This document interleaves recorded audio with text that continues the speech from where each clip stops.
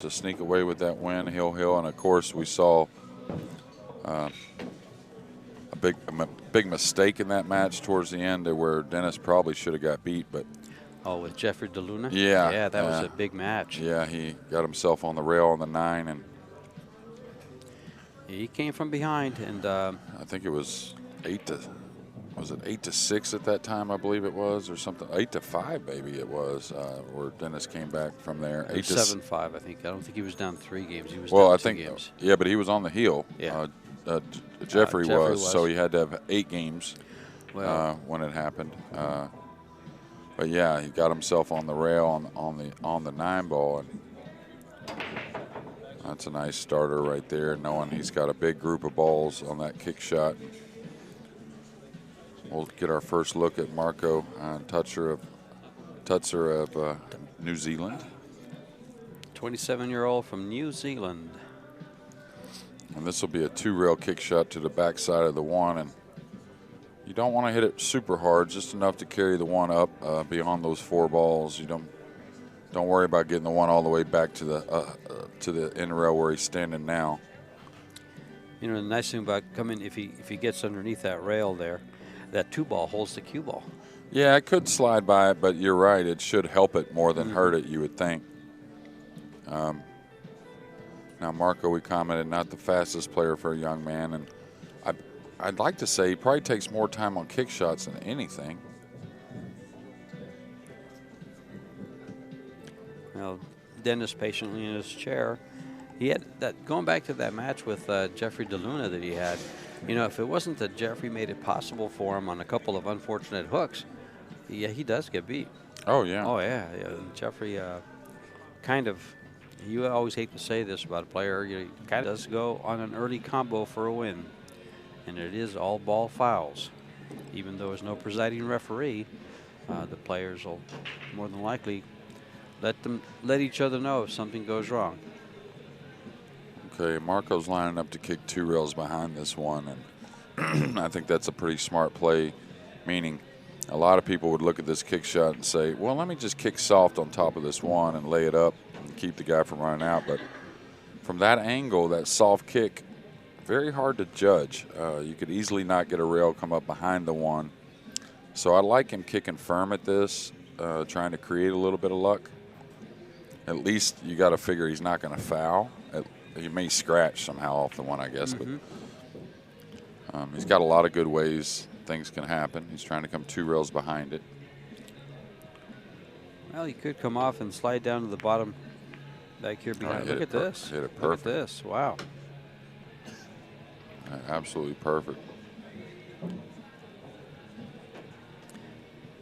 The shot is kind of reminiscent of a 1 ball that Torsten kicked in on was it Skyler? Yeah. That Hill. big match. Yeah, the Hill match. Yeah. No, it was against Corey, I think. Corey. It was Corey. I'm sorry. Okay. Look at this. Going to get a little bit of a back roll. At it. Rail first may be available, but position's pretty hard. Ewell's going to have some speed on it. He's looking at that right now. He's trying to see if he can catch a piece of the deuce coming out to slow the cue ball down. The thing is, if you hit it slow, you probably go by the 2 and not get a piece of the 2, which is the way you want to hit this shot. It's actually, and you'll probably get snookered by the 6 maybe, but if you hit it with some speed, you'll catch the 2 and maybe some good things will happen. He could hit it slowly and still stay for the cut. Yeah, he tried to catch a piece of the 2. That's why he hit it with some speed. And may have left a rail first in return. They're both taking turns on this rail first shot on the 1 ball. Okay, well, Dennis doesn't appear it's available. He's immediately going to the 2 rail kick, it looks like anyways. Yeah, we are sponsored by CueSports International, Cyclop Balls, Discount Custom Apparel, Griff's Billiards, JB Cases, Kamui, Predator, and Simonis Cloth. We're on a 9-foot diamond with the Cyclop Hyperion balls. Yeah, it looks like Dennis has left a little bit of a shot here, and Marco may have to shoot the 1 and go right in between the 6-3 and just go straight back at the 2 with the cue ball. I'm not sure how he can hold position otherwise. Oh, he's getting down like maybe he's looking at a safety now.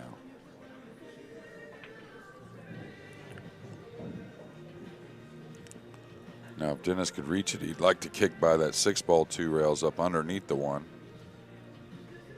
And it offers a lot of ways to get safe, and I kind of move the 1 away from the pocket up the table because the 2's in a bad spot. So that's why he's looking at the jump shot also, because he knows the 2's in a funny spot, so he wants to guarantee the hit here. He's got the short cue. And, you know, Jeffrey DeLune is out to a fast start over Shane Van Bonen. He leads him 2-1 already. But Ann is at the table. Torsten and Sky are tied at 1. These two guys are still in the first game. Look at this. He's going to get a little kick and stick. Yeah.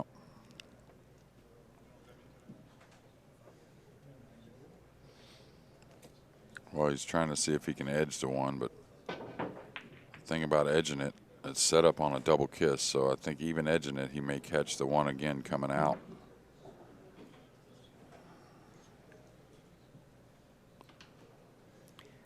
He's gonna try. That's surprising to kick that way. That means you're trying to hit it soft and really use the 6 as a snooker, and you're really flirting with some danger, I think. I think the kick and stick is definitely the way to go.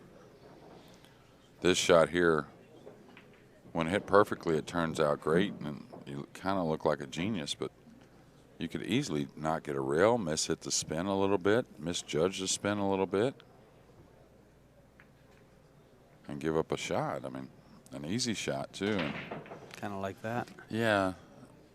I thought the kick and stick that you had mentioned to the side rail was very doable. Okay. Now Dennis is going to play for the cross side bank, and he's gotten quite right where he's not so sure he can hold heavy on the 3 like he wants. Well, he kind of missed that, but it's going to almost. It is. He's used the 7-ball to some extent there.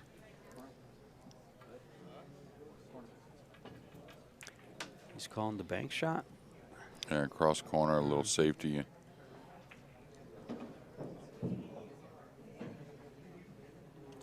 That 410 awaits is the reward if they get these 2 balls down.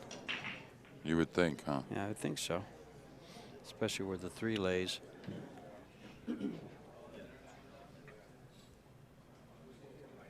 Okay, this is one you don't want to baby.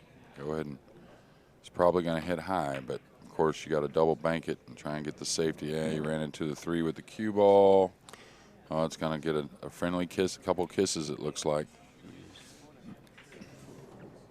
Might have given up the edge. And the reason why those snookers are so important at this level, even if you get that 2 on the back rail, if you give Dennis a real good clean look at the 2, most likely he's going to get you snookered. Especially there. Yeah. Okay, he's looking at the bank. He's hitting it with a high ball, so maybe he's calling it and just trying to get up underneath the 10.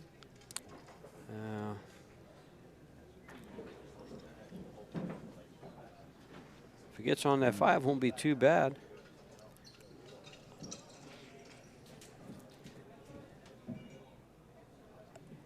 Nothing offensive here.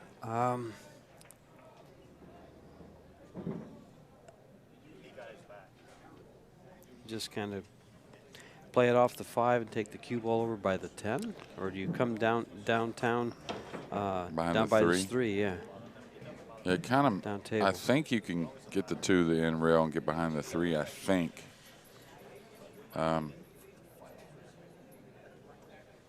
He might clip the 7 doing that. Yeah. That's why you got to really have some emphasis on the 2 to the back rail, and I think he can float behind it, and he may even be able to play the 2 off a piece of the 5 to help his situation. make it to where he can hit the two a hair thicker and control the speed of the cue ball a little bit better. Sure, because that'll kill it to the top rail. As you guys note on the bottom of the screen here, you have both players' Fargo rate. Teutscher, 791. Orcollo is 817.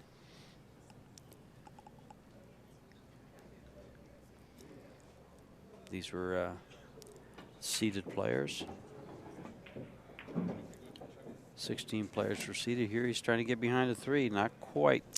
He's probably going to find himself hooked here. Yeah, and that's what I meant about a minute ago. That even though you got him rail to rail, and it's got to be hit well to get him up behind the 5.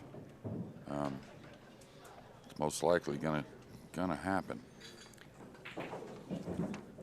Marco was the 9th seeded player out of 16, and Dennis was the 3rd seeded player out of Pretty 16. smart shot there, knowing there was a lot more room for error.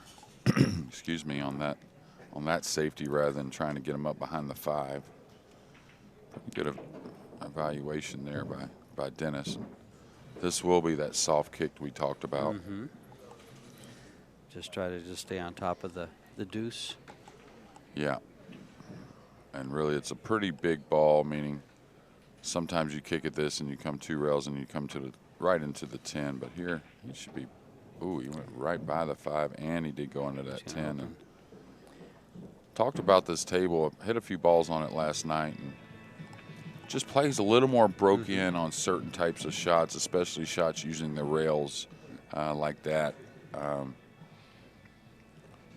Just seems to grab a little bit more than sometimes you would anticipate, especially being here in Las Vegas and the new felt and the prime conditions that we have here at Griff's.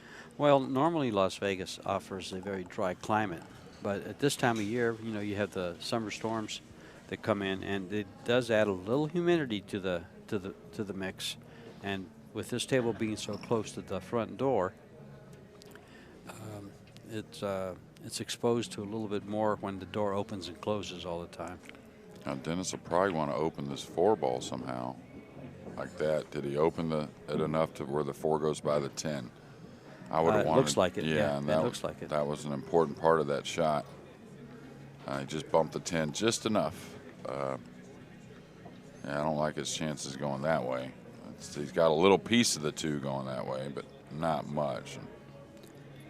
I think I'd have to come off the head rail and come straight back at it. I agree. There's a 2 rail he could kick in between the 5 and 7, go to the top rail and maybe come 2 rails at it. Maybe even get the 3rd rail behind it. Yeah, that 5 plays pretty close, and so does. He's looking at the 2 railer. Yeah, I think it's there. I think it's there, especially just talking about how the table really can grab a little bit with the rails. So you can direct this with spin and avoid that 5 and definitely that 7. If he gets into that 7, that means he was really worried about the 5. Well, it looks like he's going to hit right at the diamond. Yeah, wow, he hit it good, real good. And here's the first open shot. And a little bit funny on this one, I think. He's a little off angle to where he can't draw by the 3, and he's got to get by the 3 somehow. So you may see a little bit of a funny position shot here on this 2 to 3, believe it or not, George. Yeah, it's tough to get by there. That's what I'm saying. You may see an underneath position, and the 3 doesn't pass the 7 in the side.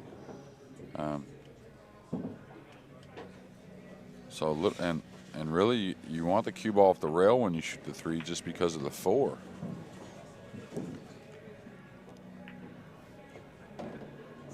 Okay, that's got a lot of cut, and it doesn't pass the side.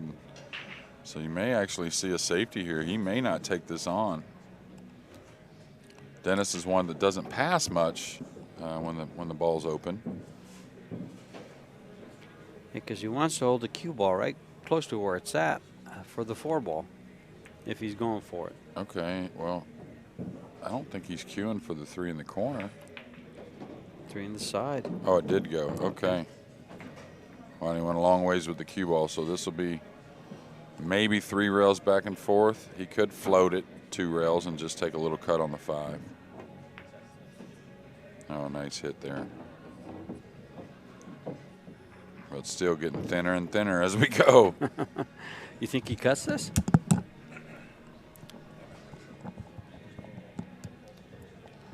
The problem is the 10. He may have to go ahead and play into the 10 with the cue ball here, because going above it back and forth a few rails is flirting with the side. Oh, he played on the other side of it. That's a pretty smart shot, especially with the 7 so available. I saw this yesterday too a bit, and I think Dennis at times when he's facing a slow player, he'll speed up himself when he gets his opportunities. I'm not so sure that's always a good thing. We saw it yesterday with DeLuna, who had played a little slower than normal, and Dennis, when he got his opportunity, kind of sped up. Yeah, it's almost like a hair of frustration behind it. Is it? You think maybe subconsciously they're doing it to speed the time of the game up, the match? I don't Doesn't think want to be stuck I there don't playing think for so. 3 hours? I don't think so. And Dennis isn't going to be able to control Marco in any type of way. Yeah. So.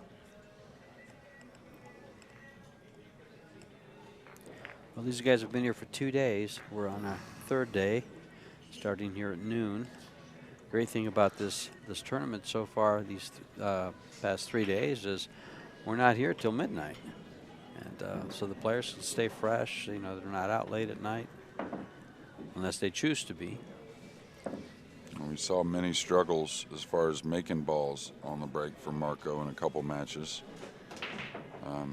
We both talked about we felt like he hit them well, maybe too well, maybe a little too much speed. Hard, yeah.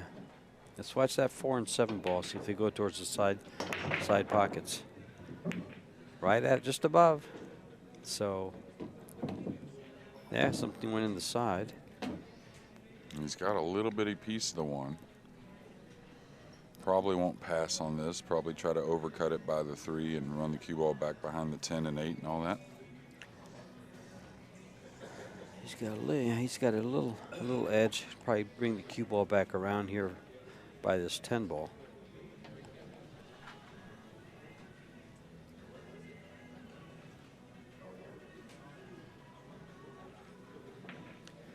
Try to land it right about where that template rack is. Right. You know, Torsten Homan and Sky are off to quite a start there. Torsten leads 3-2. They've already played 5 games. So they both got a rhythm going. Well, you better hope that finds some Turns cover, now, because the it 1 didn't.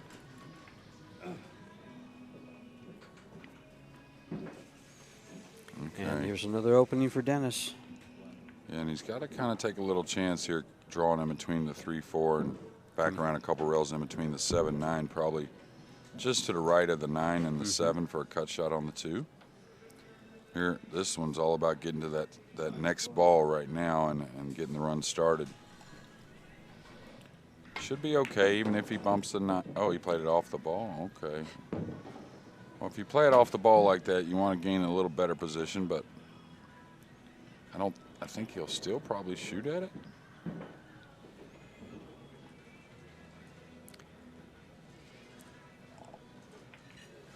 Well, he does have a safety available to him behind the 5 ball. I like him cutting at like this, cutting though, this and coming ball? 2 Yeah. rails at the 3, I think. Anyways. Yeah, he's going for it. Looks like it. Yeah, just come 2 rails at that 7 and 3. And you got to float the 2 a little bit, but should be okay. Yep. Hit it thick. Well, Marco gets an opening here. And both these guys, when they have an opening like this, they usually complete the clearance or the run out. And move on to the next game. One thing about the alternate break format is that you only get punished for the 1 game. If it's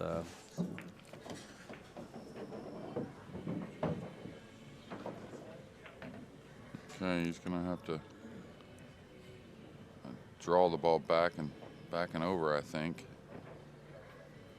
Sitting kind of right on it. He can't shoot this and shove the cue ball to the good side of the 9. So he's going to have to draw back on the line he's on now with a little low and maybe a hair of left with it to spin back for the 4. Is that going to get there? Not quite. Well, he's cuttable and he's a tall man, so that helps, but definitely not the desired position.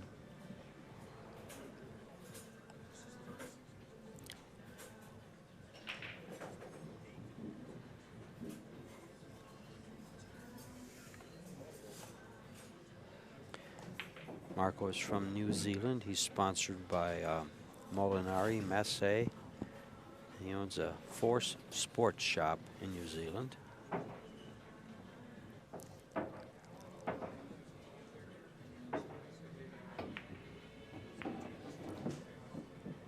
there's a kiss he didn't want, but it didn't hurt him. Oh, and he had to take a chance there, cutting the 4. Leaning over stretch. If he tried to soft spin it, I think that was taking a chance.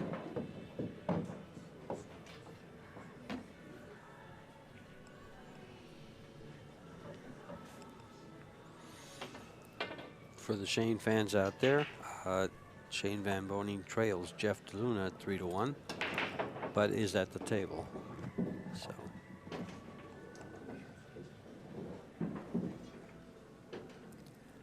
Marco should make pretty quick work of these 4 balls.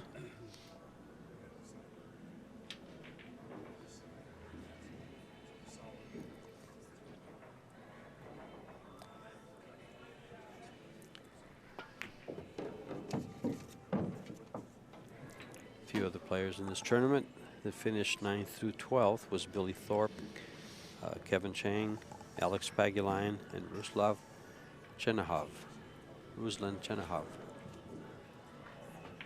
So he's got a little bit of a cut here on the 8, something he's got to pay attention to, and he knows that he doesn't want to float it.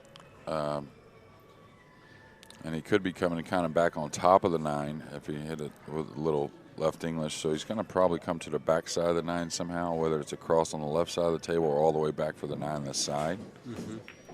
I think he goes for the 9 on the side and then is able to come straight down for the 10. Well, no, he's on the wrong side of that for coming straight down. And he's in the funny position as far as moving it easily to the top pocket side of the table and back down. Yeah, so side pockets. I think he can get a little high right on this and get to the short side of the 10. He's putting a lot of. Got to hit it well, though. Yeah. Nicely done. Come off the rail just a little bit, and he's good. Yeah, got the maximum out of that.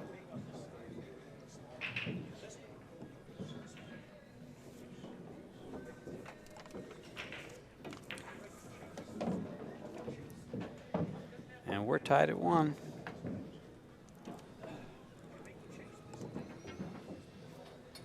It looks like that John Lehman's in position with the shot clock, so we're on a shot clock here in the winner's side final. Oh.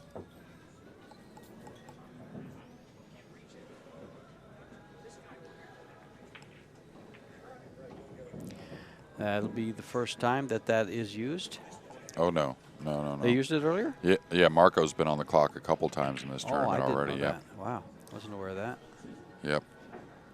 Yeah, when he played, who did he play? Thorsten. They were the last half of the match. They were on the clock, and one other match. That match was streamed. I missed him being on the clock. Oh, the Schuyler match. The Schuyler match? The very end of the Schuyler match was as well. And I think, probably okay. You got to see tendencies on where the slow play's coming from, and there's been a pretty consistent thing with Marco's matches as far as we've seen it with Shane. Shane's not a slow player. Saw it with Schuyler, 3-hour and race to 9. Right. We saw it also with Thorsten, who's not a slow player either. And a good example here is Thorsten and Schuyler have played 6 games. Thorsten leads 4-2. And then DeLuna and Shane have played 5 games, with DeLuna leading 3-2.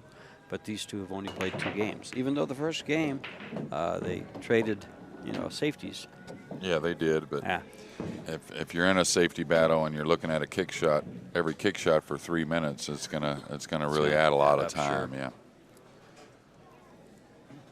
And definitely not trying to be hypocritical.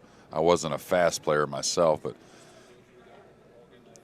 for a little bit of a reason, I used to have to powder up a little bit.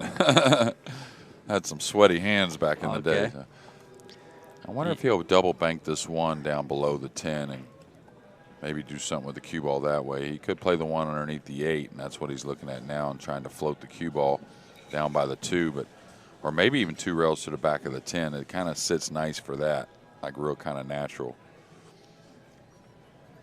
He could double bank the 1, though, and draw to the right to the bottom rail and then back up underneath the 5, and he's got a lot of cover backing at 2 rails to the bottom of the 10. But I think if he goes this way, he's going to try and come up 2 rails on the 10. He's not just laying it on the back rail. Oh, he killed it.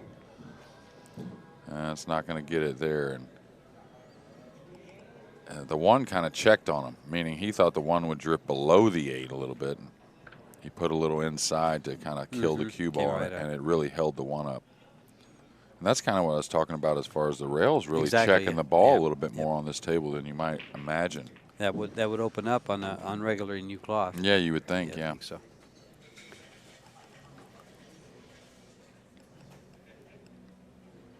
See, and that's one of the reasons in fact, we talked about it yesterday. I said, I like to hit balls on the table that they're streaming on to give myself an idea how what the player's facing.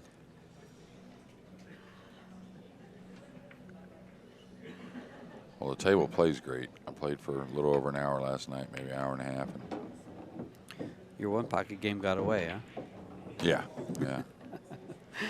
They're pretty slick around this Las Vegas. Nice shot there. Having 2 pockets for the 2, the side he's going to play it in, or if he ended up a little short, he had the opposite corner.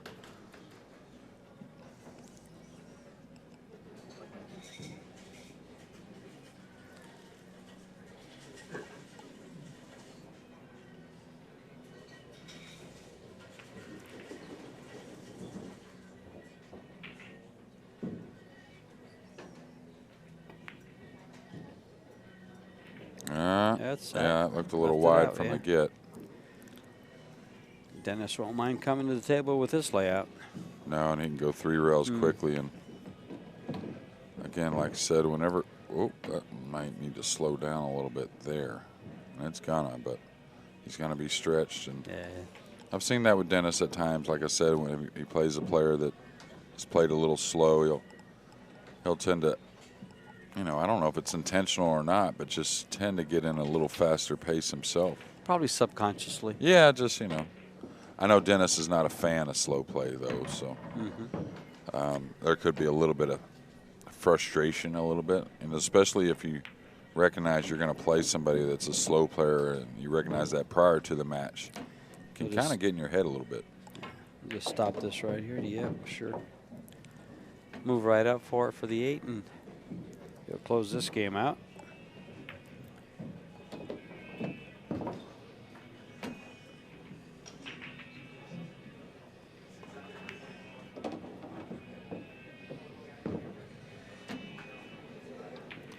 They sure get the speed of the table down pretty quick, don't they? Well, Dennis, like a lot of the great players, whenever he's, out here trying to, at work, you might call it, he puts in a lot of time at the table, whether it's in practicing or in some type of challenge matches. He's not going to let something like not being used to the table cost him a match. Yeah, he's a hard worker. You'll see him working on his break sometimes, or just rolling balls around.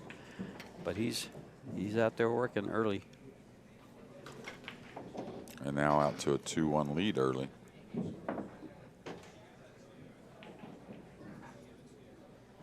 Well, they're on break, so Marco will want to close this one. Open it up, control it, and then close it. before Dennis comes back to the table. Them balls are going high again, so he's going to maybe have to depend on that 4-railer right there on the 3 that went. Yeah, that went, and so did the 7 in the side. I think that 7 on the side got the same kiss that he did in his first break that he made a ball on the side. So that's happening consistently. He hit him the same, racked him the same. Okay, a little on the 50 both ways here. The two's got some opening though, so. And this one ball shot leads him right at the 2 for position. Yeah. Holds it up just a little bit, I think. And I don't think he's threatened on a scratch. So this is just going to float this in with a hair of inside to come across the table for the 2.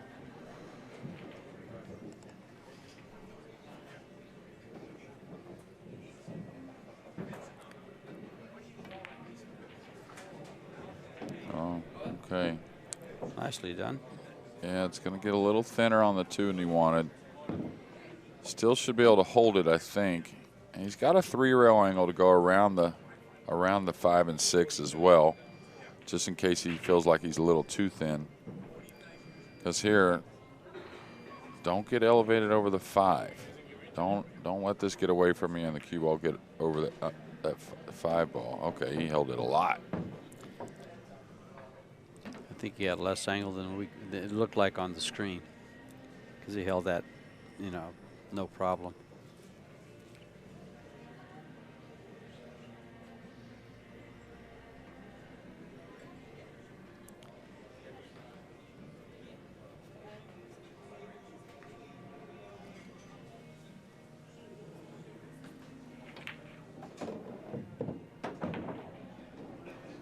Well, he's in line, so he'll work his way through these last 5 balls. Yeah, not really any problems here, just maintaining basically.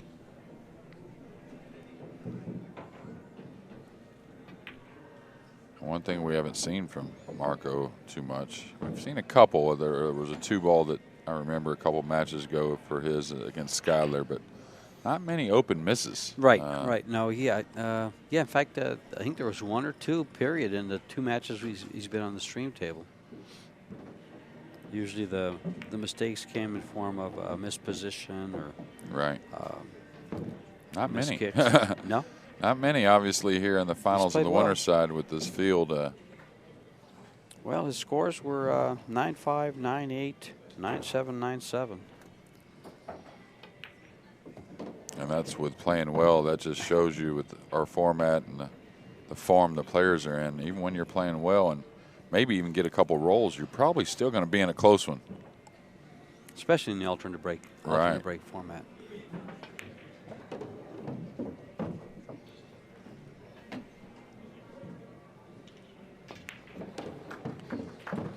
Now 2-2 in our race to 9. Our last match of the day will be the finals of the 10-ball, and that'll be a race to 11. Correct. One of these 2 gentlemen you're watching now will be in that final, and it'll be between them or one of the outer 2 table players, that being Thorsten Holman and Sky Woodward at it now at 4-3 with Thorsten leading, and Jeff DeLuna and Shane Van Boning now knotted at 3 apiece.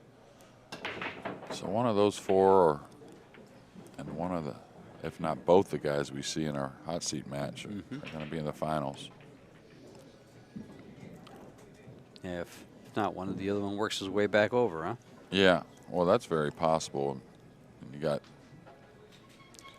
Shane Van Boning and Sky Woodward that are on the 1-loss side, that have been on the 1-loss side for a few rounds, that when they both got beat, it was at 9-7 and 9-8. So it wasn't like horrible losses or playing bad, anything like that. And then they both, Skyler especially, who went 1 less round on the winners than Shane did, has rattled off a lot of matches now on the loser side. And it's become a little bit of a common thing we've seen from Sky. Oh, look at this 5-ball. Wow. Cue ball dead center of the table. Last rolling ball hooks him. Yep.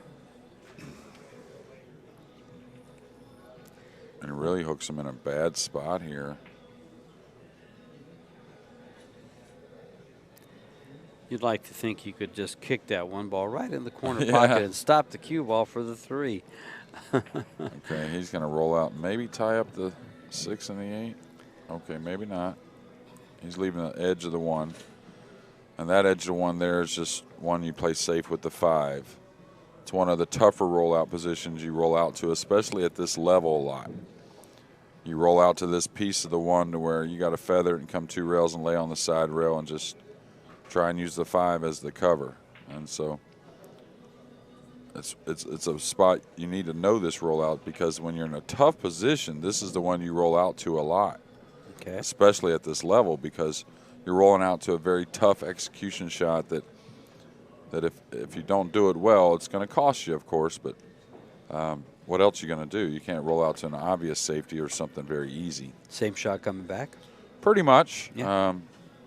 A little less room for error.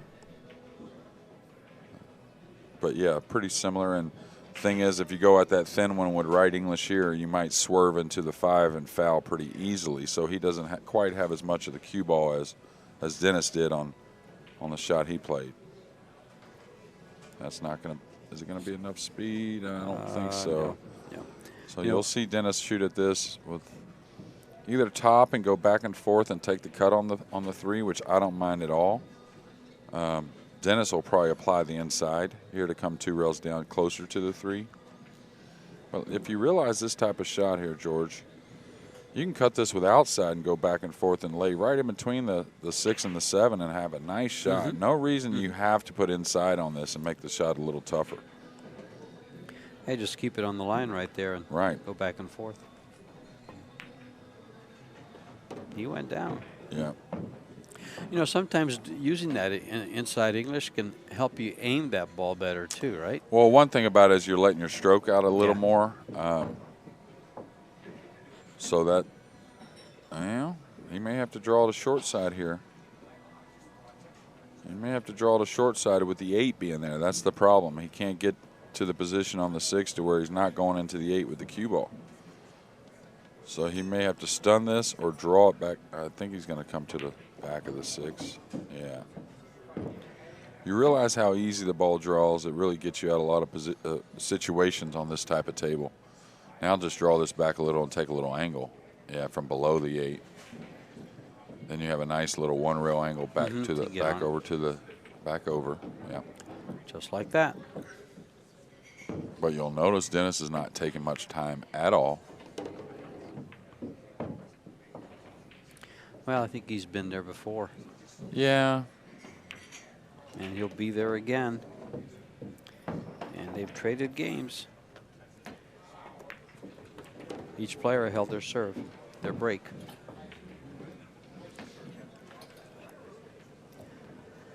Shane and DeLuna are still tied at 3. Torsten leads Skyler 5-3. And these 2 gentlemen here, it's 3-2. Dennis just broke the balls. Now Marco will be breaking the balls. Well, Thorsten Holman out to a 5-3 lead now, and Thorsten's having a nice tournament. Got to the Final 4 of the winner's side before losing, and lost a close one to Marco. He did. That was well played match. There was a couple of, I don't want to say errors by Torsten, but I remember that there was a couple things that Torsten could have done just a little bit different. Man, he just got that kiss on that 7 again in the side. That's pretty amazing. Wow. Yeah, the ball tracked up the table. Kiss didn't cut it right in that same side pocket. I don't think the one goes by the 4. No, and this will probably be something like shaving the bottom side of the 1 and guiding the cue ball behind the 9, or you could even get it up underneath the deuce if you felt real good about your cue ball control. Mm-hmm. Thing about this safety here is it's going to leave a decent kick. The one that Dennis may call the one cross side by the 8, something like that. But if he can kick and hit the top of the 1, the cue ball's coming down between the 5-3 and a nice position maybe. And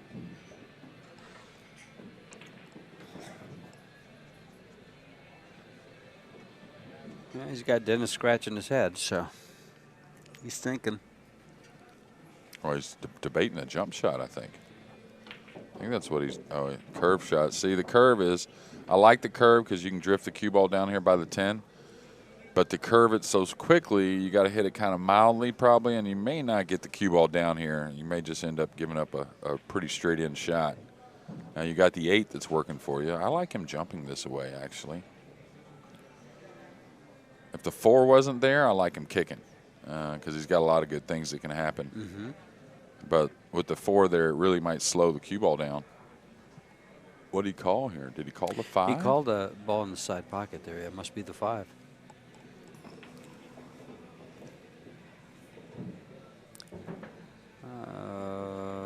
With the jump bank at the 5. Well, Dennis taking a lot of time Could here. get it. No, there's no kiss.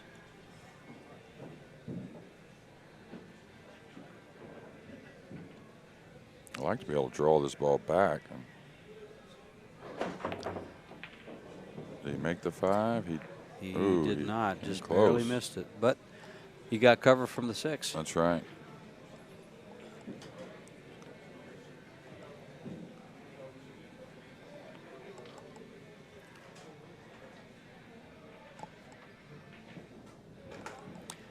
So far, their misses have landed in pretty good places where they really haven't had too much to shoot at. The times they did have something to shoot at, they cleared them off, and it's been on their break because they're tied. And as far as each one completing the table when they break, they get that win.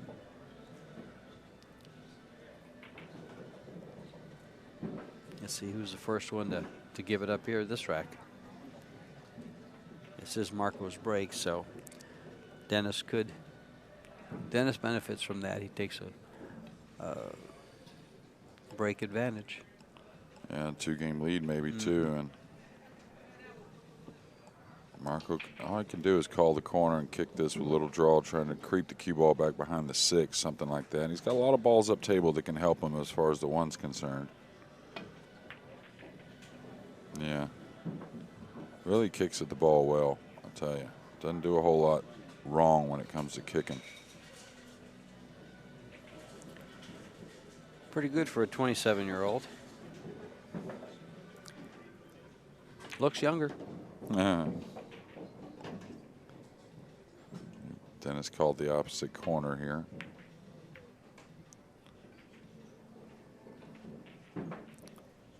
Well, looks like he's got a shot here. Yes. Figure him to bank it. Oh, yeah. Play shape for the deuce.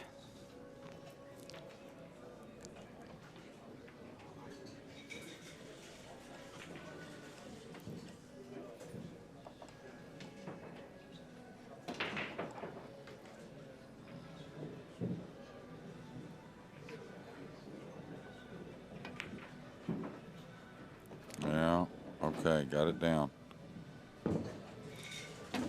And the guys will play those types of banks, those narrow-angled banks, a little more into the rail, knowing it's sliding. And gives them a little more room for error, even though it looks like a little cruder hit on the bank, but it's actually pretty intended. Uh-oh. Ooh. Ooh. Helped. He almost scratched. They almost lost the cue ball there. He'll come around. He'll come around with the cue ball here for the 4. I'm sure he'll try not to hit that 5. Just leave it there. We watched him cross the line a few times on shots like this, aiming for position, and speed was pretty good most of the time. A couple times it got him, but wasn't much choice there. You had to kind of just use your speed to come 3 rails, but a couple times yesterday we saw where he had a choice on position play, and he kind of decided to go across the line instead of into the line, and it did get him a couple times. So we'll see if he makes that adjustment here on the final day of our 10-ball event. Well, he cuts the ball so well here. I don't see him having a problem with this.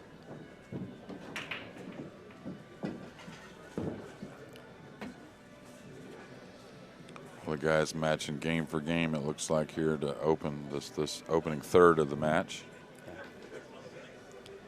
Well, this is exactly what alternate break is designed to do. Yeah, definitely. At the bare minimum, give the players opportunity to trade racks. Okay, so this is a spot you'll come for the side, of course. You could play for the corner with certain angles, but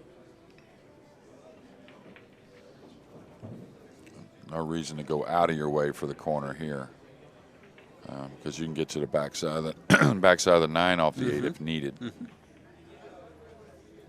Now you want to come 1 rail. 2 rails isn't horrible, but not a tight. Yeah, you don't want to come a tight 2 rails. If you come a long 2 rails, that's okay.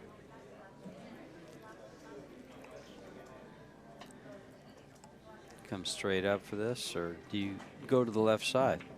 Well, this is one of those shots that the half an inch makes a difference on what decision you make. Yep. It's one of those shots we talk about for pool. It can change real quickly.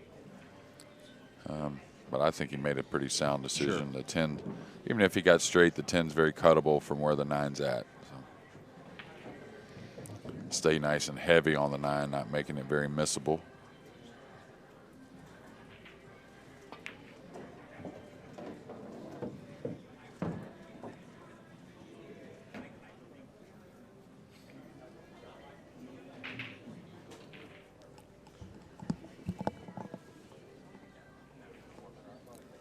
This 10 ball to tie it back up and trade rack for rack with Dennis Orcollo.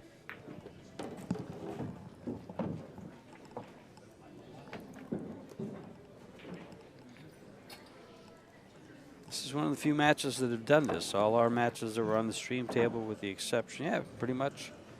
Or tied all over the board. It's 5-5 with Homan and Woodward, 3-3 with DeLuna and SVB.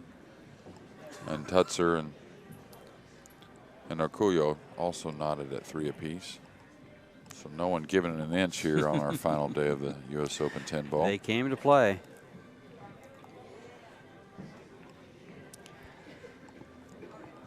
We don't call this Christmas in August.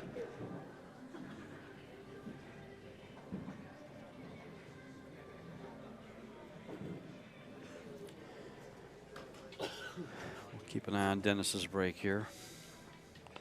Yeah, he's broke the balls successfully both times. This will be his 4th, actually, but I know 2 of them were good, and I'm trying to recall the 3rd. I think it was all right as well. He's hitting them at a little lighter speed, so I think he's got a little better track on those second balls, that being the 8 and 9 this rack. So we'll keep an eye on those. Going towards the sides. Yeah, a little 8 better. ball went right in. 9 went as well. Yeah, so both of them. I do remember the 5 ball crept in front of his path. One of those games, he made like 3 and the last perfect was on the that 1. Dennis? Yeah, Was it the last rolling ball? yeah, the last time he broke actually, and he rolled out to a thin shot. Now, this 1 is playable off the rail, off the 5, and I wonder if he's going to take a look at this. He's got a pretty big area to knock the 1 into the rail and into the 5. He could hit this softly and try and subtly spin the cue ball underneath that 5, but I think he'll go offensive here, even if he just doesn't flat cut it in. But I think the 5's close enough to the hole. He can shoot this 1 into the rail and into the 5, right? Mm-hmm.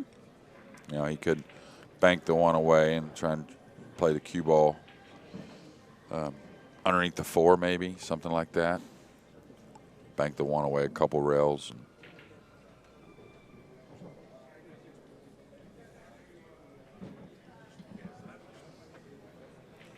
He's reaching for it, though. He's got his extension on his cue.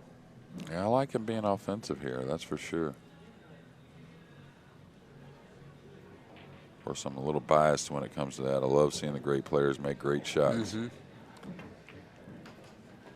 Remember when 9 ball used to be played with a 2-foul ball in hand? Look at this. He cuts it in, goes up and down, and gets right on the behind the 3. 3. Catches the 6. And I only played it very little. I played it once or twice in an action match, but it was a little bit before my time. Oh, okay. I didn't start playing pool until I was 17, which is 1988, unfortunately. Wow. And in my area, anyways, there wasn't much 2-foul left. Well, no, I played before that, so I think I started playing pool at 15, and so that was 52 years ago.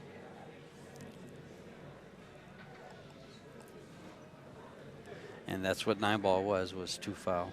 Right. I appreciate that game. I mean, there's one thing about the 2 fouls. Most of the games they had to make some great shots to get started. Now, not all of them, of course. You break and you get an easy shot, just like in our game here, and you run out. But well, the thing about it is you saw a lot more shot making. Sure, because you give yourself, you push out to that shot that some guys won't take, but you were good with it. Yeah, and you went for it. And I think there's pros and cons to it, because guys say that, but then also it's easier to make shots when you don't have to worry about definitely getting position. You can make it and then roll the cue ball out again. So there's gives and takes to what the better game is. Little jump shot here. And this might be, well,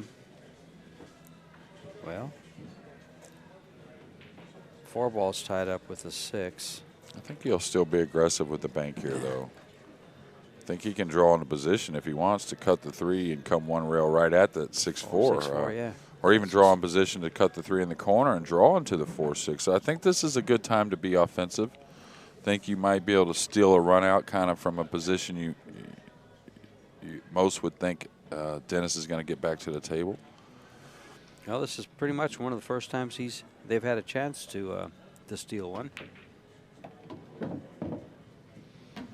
Okay, didn't draw the cue ball as much. I think he wanted to play more for the 3 in the corner and have that natural draw. But the one good thing about this is should have more momentum on the cue ball. And he's not going to get stuck behind the 6. Probably not. Probably not with the speed he'll have on it. The problem with the draw, now he's thin enough on the draw if he wanted to shoot in the corner. He'll probably still have enough steam on the cue ball to get the 6 and the 4 open as well. It's just a little tougher shot. Yeah, he didn't quite draw the cue ball as much as he wanted. Another 3 or 4 inches out of it there.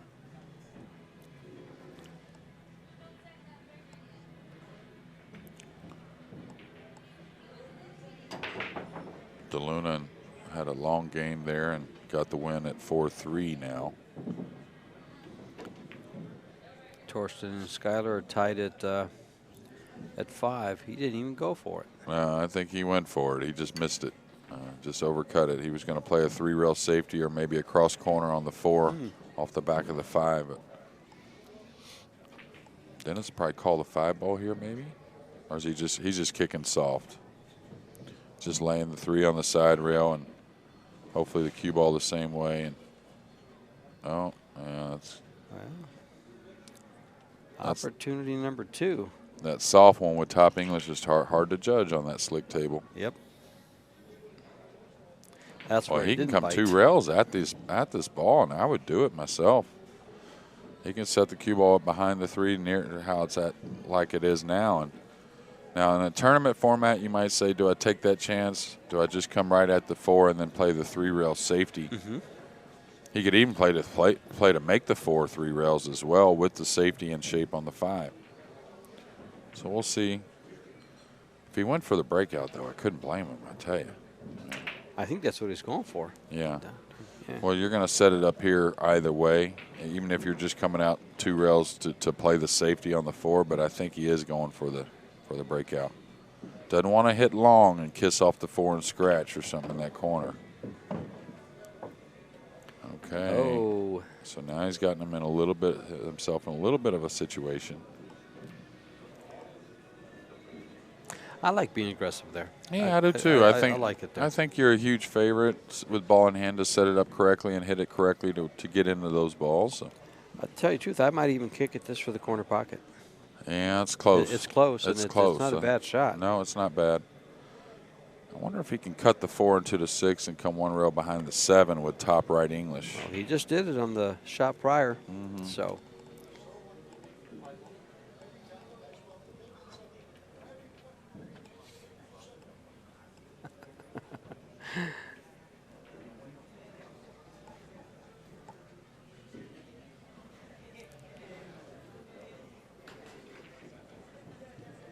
Well, it's something he likes. And is he coming back towards the 5?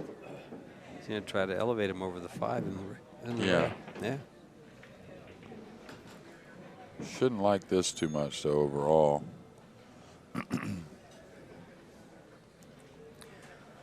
DeLuna still with the lead over Shane, 4-3.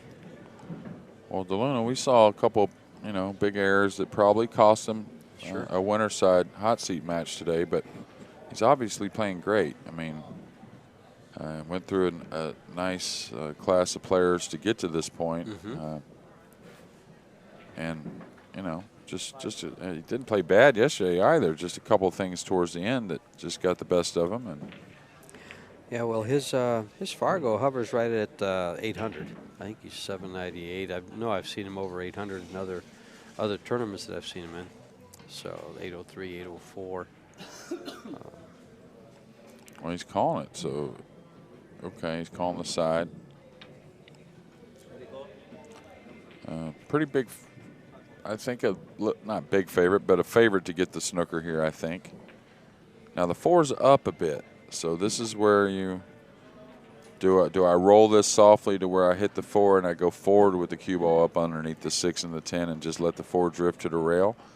Because this one here, if you hit it hard, it could get away from you a little bit. Say you're trying to kick and stick and move the 4 a bit. This is one I might look at just coming to the backside of it because I got 2 balls. And just kind of rolling this one, just letting the 4 coast to the rail and play pretty accurate with the cue ball behind the 6 and 10. Yeah, he went with more speed and easy to let it get away from you there. Well, Dennis will probably say thank you, but he still has to pocket this ball and not disturb the 5. And in Marco's defense, I mean, really has been just about as good as anybody in the tournament as kicking at the ball. So. Yeah. Just maybe a little bit of a mishit. Probably not a bad decision. He definitely knows what's at the table better than we do. I was about to ask you just before you kicked at that ball, if it would be acceptable. I don't know if it's acceptable, but roll the ball real soft and just hit it and have the cue ball come up into the 10 and use the 6 ball to block it. But that's hitting the ball real soft. Yeah, that's what I was. That's what I was mentioning. That I think that was the shot. So. I'm pretty sure it was anyways. Or at least the shot I liked with the 4 being so far up. Well, we're going to stay on break, I guess. This was Dennis's break, and still got to come down here for the 6 ball. Man, he's done a great job of it, like he normally does.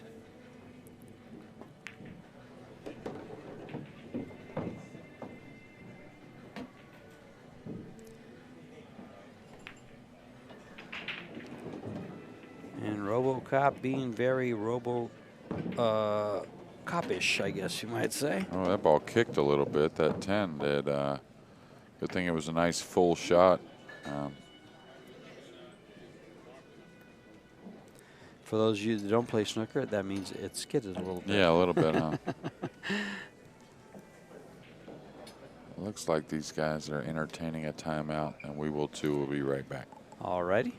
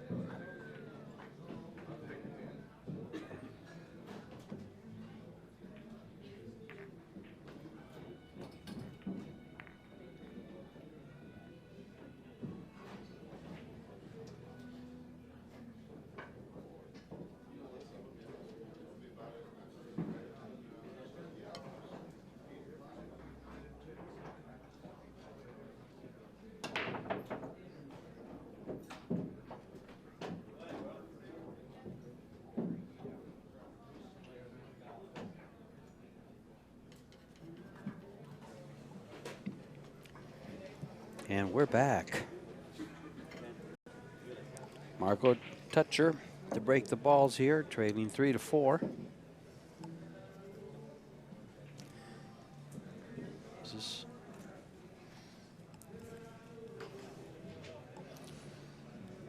And we've been on break here. Dennis started out breaking. He's up 4-3. So Marco trying to answer back, and he's got an open shot on the 1.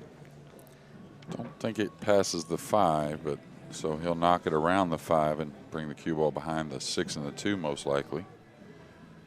Don't think he'll take on this cut to the upper right. No, I don't think he'll do that. He's looking at it just because he's looking at the 2 because of that cut, and offers a little position to get around the 5 maybe.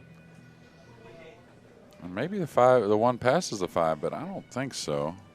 Well, he's going to look looks at like it. From, well, okay. To me, it looks like it might. It's tight. Yeah, but I don't know if he can go forward with the cue ball. Oh, he's got to draw it, so he's got to hit this nice to hold the ball, not get too thin on the 2, which I guess you can play safe on the 2 if you don't like it. Hit that very well. He'll play safe on the 2 now. Mm-hmm. Yeah, he won't take any chance here, I don't think. I don't think he'll take the chance of, you know. If the 2 was open, I think he would shoot. But oh, definitely. yeah. But I'm thinking that he might have been able to try to, you know, slide it off the rail there. But I don't think there's no reason to take the chance with that kind of a safety available. Yeah, for sure. Dennis is going to jump kick here, I believe. I don't think he'll jump straight at it. He may go over the 6. It's a little easier to jump. Oh, he is going to go straight at it. Okay, so he's pretty close to this 6 ball and going quite some distance to get at the 2. Normally, when you go for one that's so close here to get over the 6, the object ball is not that far away. The reason why that is you're not going to have a lot of steam on the cue ball when you have to get it up so quick. So this is not going to probably be a 2-way, meaning get safe if you miss. This is just all out. Oh, meanwhile, he jammed What a shot! And he was what, 5 inches, maybe 4 inches behind that 6? Yeah, or less. And Marco's probably a little upset on the make, but a little upset also that he didn't freeze him on that 6. That was a shot on the 2 that he could have nestled the cue ball up very tidy and close to that green 6. So. And yeah, I agree. He was a little disappointed he didn't put him up against the ball, but you know when somebody jumps that ball on you like that, all you have to do is say, "Good shot, bud." Yeah, that was a great shot, nonetheless. But there's always a little frustration. We talked about it as. Even Dennis will tell you there's an element of fortune, you might say, when you jump one in like that, and Marco felt the opposite of that fortune. So he wasn't happy with it. Yeah, so a little frustration that he didn't get it. He didn't get that cue ball settled up on he's on the elevated 6. Here. Will it make a difference? I don't think so. No, and you can see even on a shot, he's not taking much time. So. Well, this was opportunity for him, and it looks like he's taken complete advantage. He has these 2 balls to pocket. Well, he definitely stole one there. If he goes ahead and gets out, and he's going to do that and get a 2-game lead at 5-3 and breaking. So getting to our halfway point or just over our halfway point for one of the players. RoboCop. And he's playing every bit of one, huh?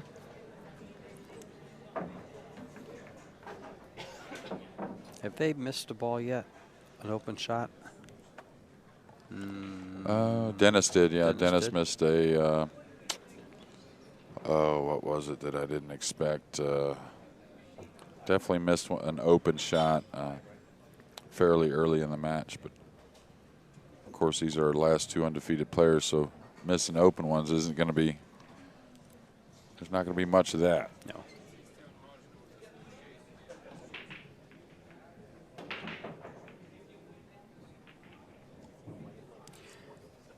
Tomorrow starts the U.S. Open 8-ball. 3 days of that.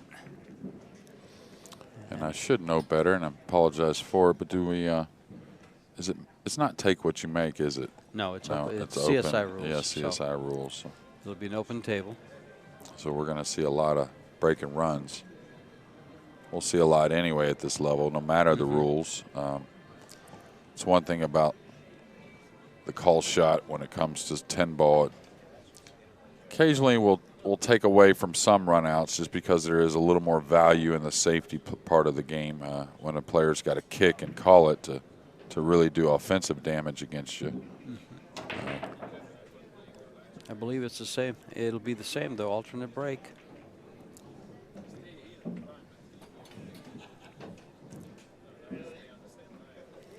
Well, Dennis maintains here he'll have a 3-game lead when Marco comes back to the table. Watch that 8 and 9 go right for the side pockets. He's pretty consistent with the rack. He's been pretty consistent with the speed he hits them with and the little pop that he hits it with. Yeah, cue ball's been perfect. Yeah. Hopefully it didn't jinx him here, but the cue ball's been really ideal and settled in the middle of the table. There goes Yeah, the just 8. like that. Getting a nice one. track on the 1. He hasn't ended up with all the shots on the 1, meaning offensive shots on the 1 that he would like. But here shouldn't be a problem. Chipping the 1 and coming 2 rails to the back of the 6 and the 10 and kind of laying the 1 underneath the 8 on the rail, most likely. Just lays perfect.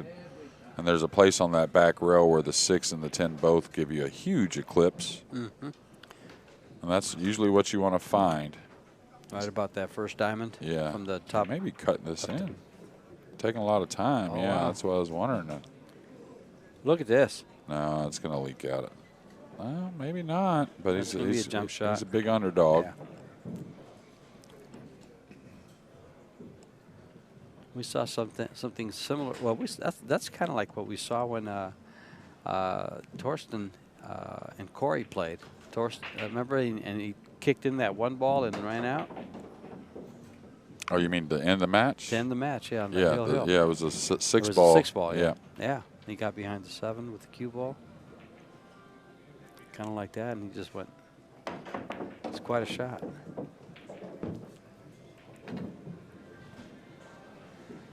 Well, he definitely wanted to get a little bit more out of that jump shot, considering it was one that I think I was even a big favorite to make. Now, here, do you consider playing safe behind the 3, or do you play the 3 with the cue ball? Well, I'd like to play the 3, but you're really losing the 2, and the 3's not. Cue ball's not going to have much movement, so probably down behind the 10-6 to be a little safer. I think that's a little safer play. Yeah, he's going to catch 6. I mean, give up a shot. Now Dennis has got a couple different nice shots here. That's pretty easy. He can bank the 1 rail with high left, just bank it, float it right at that 7. And just let the cue ball come to that left side rail and use that big old 5 ball as a snooker here. He's got some other ways he can go with it, but I like keeping it pretty simple here. If he runs it, if he runs the ball, if he chips it and runs it, say, behind the 4-7, he's going behind the 8, huh?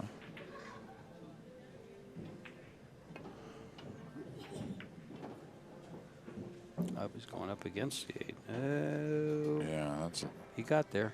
Well, yeah, I think so. Yeah, this may be an edge jump just to get a piece of the 2 and send the cue ball up table again.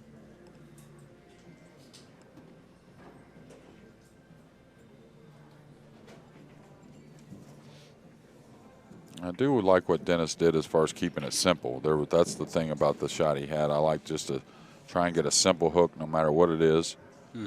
Running the cue ball was a little dangerous, I thought.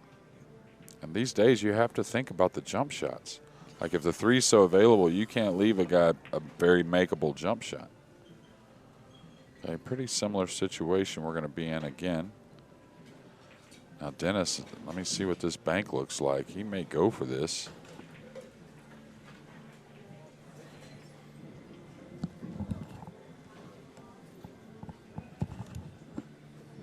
Oh, Thorsten Holman stretched his lead out to 8-6 over Sky Woodward. DeLuna ahead 5-4 over SVB.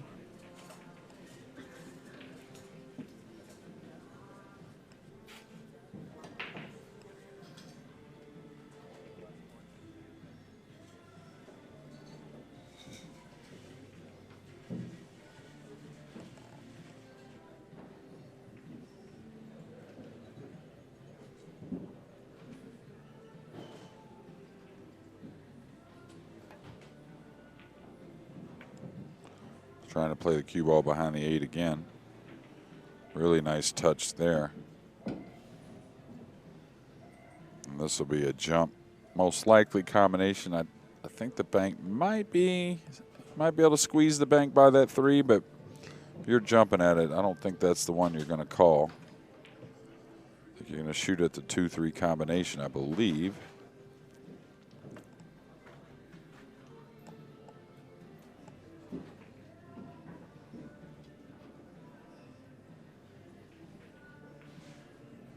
Well, now he's possibly looking at that cross corner.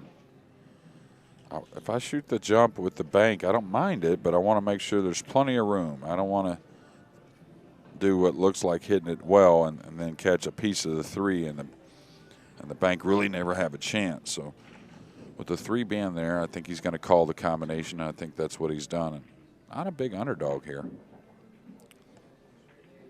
And the good thing about the combo is he's cutting the 2, so maybe the cue ball gets safe if he misses going up table. That's not going to be the case. You know, he may get elevated over the 7, but with the 3 so handy, it's not going to slow Dennis down. And one thing I like there is Dennis slowing himself down a little bit. He's in a prime position here now with a 2-game lead and what looks like should be a 3-game lead. Can apply a lot of pressure to a young Marco Teutscher. To where Marco at 6-3, if Dennis gets out here, has really got to hold his serve on his next break here. What will be game number 10.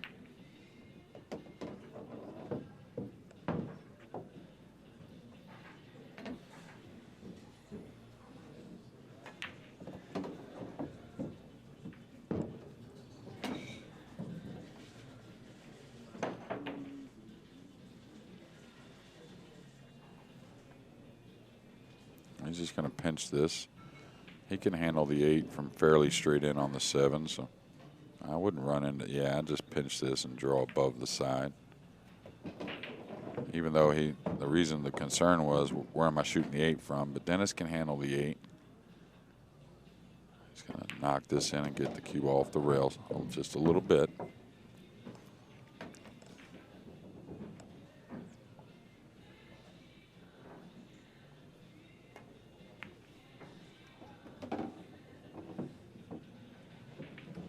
Decent speed on the cue ball. It's that shot on the 10 that we all try to stay away from overall, really, but it's one you end up with a lot.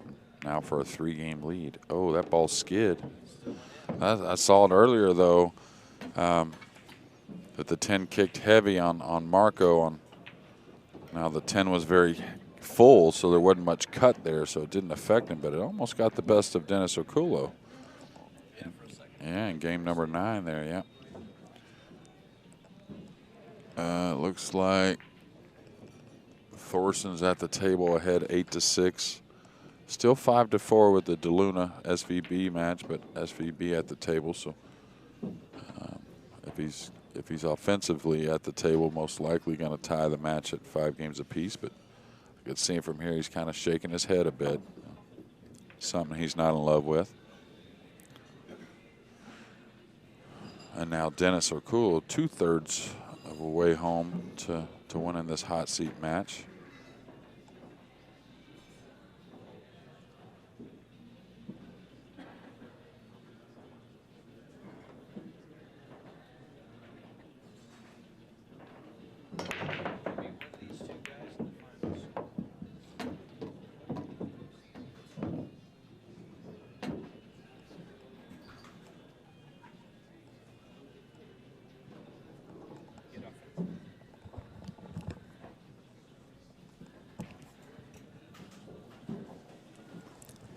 There we go.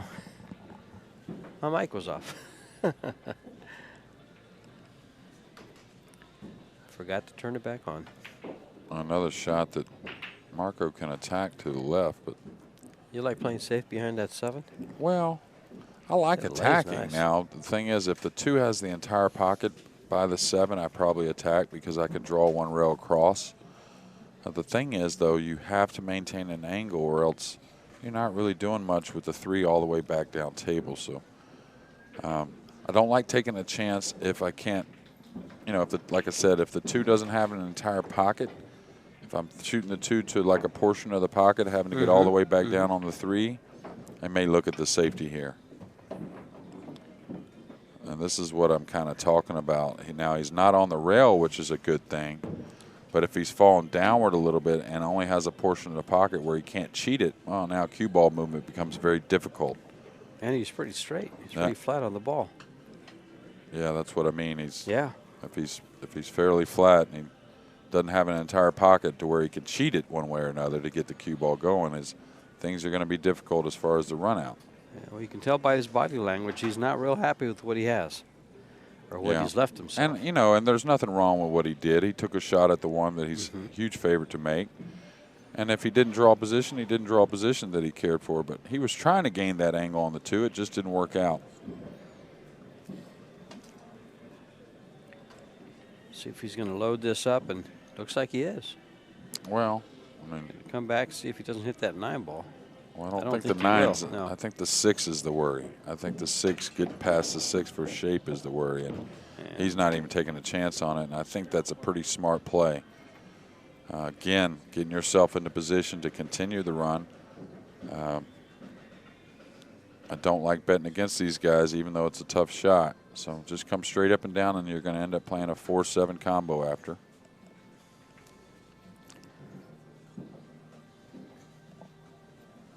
Now this is one that you could play with outside English and come around the 6 a couple rails and probably to the 3rd rail up table. But I think for the most part, you're going to have a little more success on this slick table playing this with just a touch of inside and just coming 1 rail up. I think you're going to make the ball a little bit more.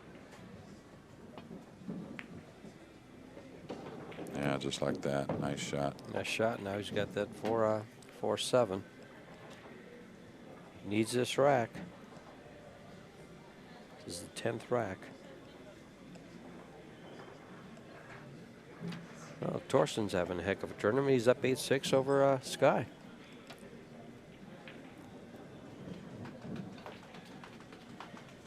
I think he may have just won the match, I believe. Not 100%, but a missed combination here as we turned our head trying to get a view at that loser side match. And a rare miss from Marco. We haven't seen many of them. Now Dennis is a little worried here for some reason. I think he can just dink this in and don't worry about anything. Yeah. The 6 is open enough. Now the 9 comes into play a little bit, so he's going to creep this above the 9. It won't be anything too hard. Table's fast though, huh? Mm-hmm. I thought it might go all the way to the rail. I guess he didn't want to go all the way to the rail because of the side pocket, in case he gets there. Right. Yeah. Okay, he's going to have to cut the 9 from some distance unless he wants to move the cue ball here, and nothing wrong with that. He can do it with a high ball or a low ball. Just settled for the shot on the 10, and usually that's good judgment.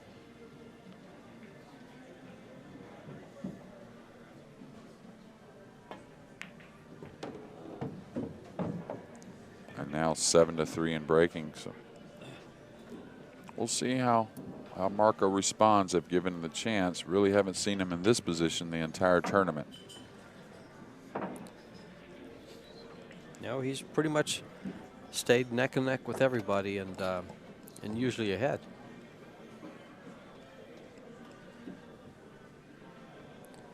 Was it that match with Skyler that he came a little bit from behind? Yes, he did.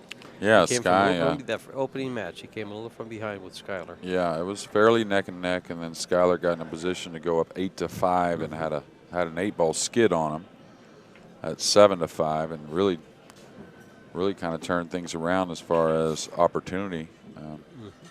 It was pretty much all Marco from there, and went in 9-8, I believe it was. Was it 9-8? It was 9-8.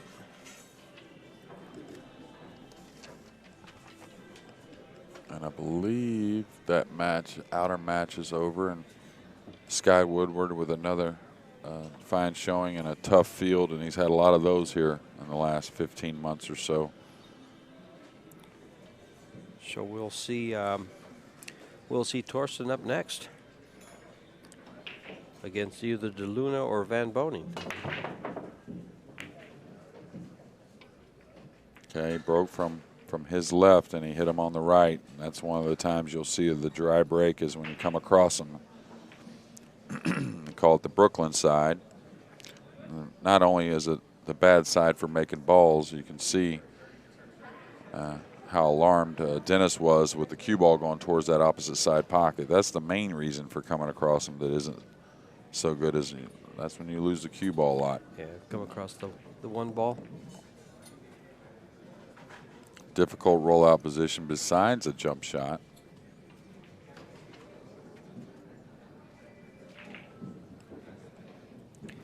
And jumping those balls when they're out in the middle of the table like that, it's tough to reach. And For sure. He's taller, so Dennis couldn't reach it from able. there. But I know I wouldn't be able to reach this for a jump shot, so I couldn't consider it. I've seen a couple of tools that some players have for shots like this. yeah, there's a couple different bridges made bridges for jumping with the bridge.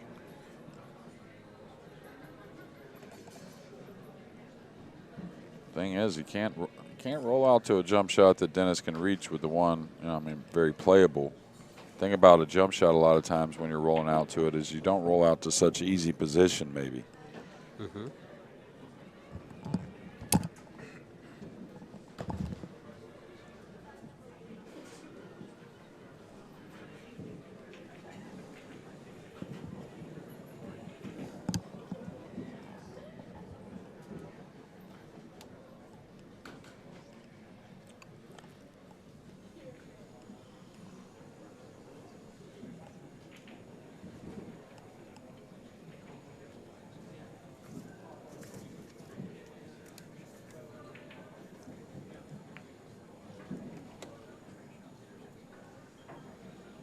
Okay, rolled out to a jump, trying to tie the 3 and the 7 up a little bit anyways. And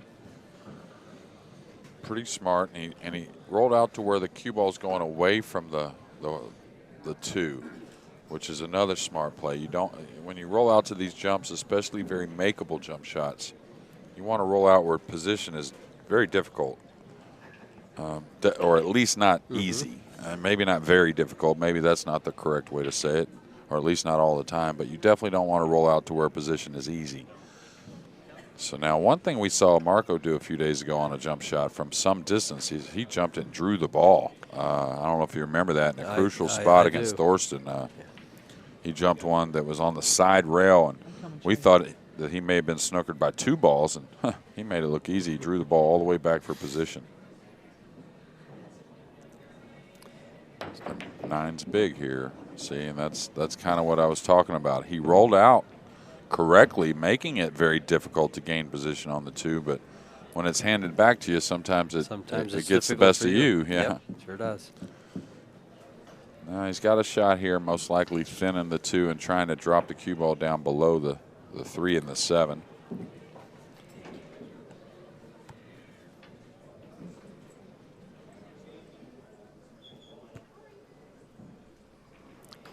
Takes a nice little thin hit on this 2 ball.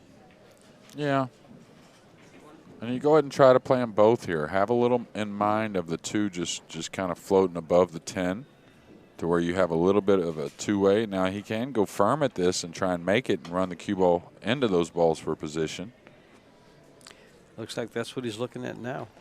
Yeah. He's thinking about it. Yeah. Well, he must feel like this is just as tough, or the thin in the 2 is just as tough as the shot.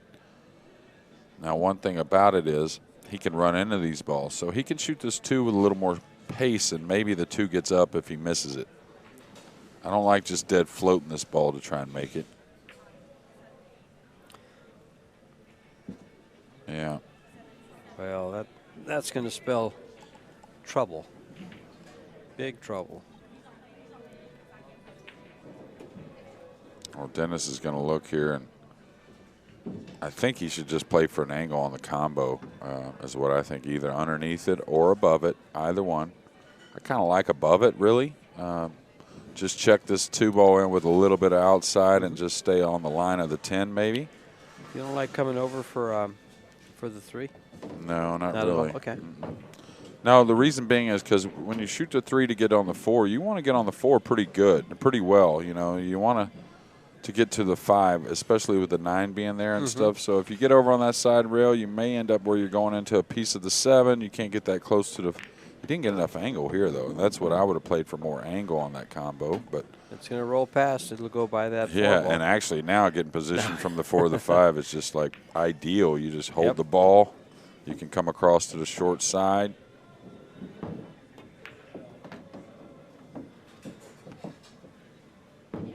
He's made that rack look very easy. Real natural. Yeah. Natural player and fun to watch. One of my favorites, that's for sure.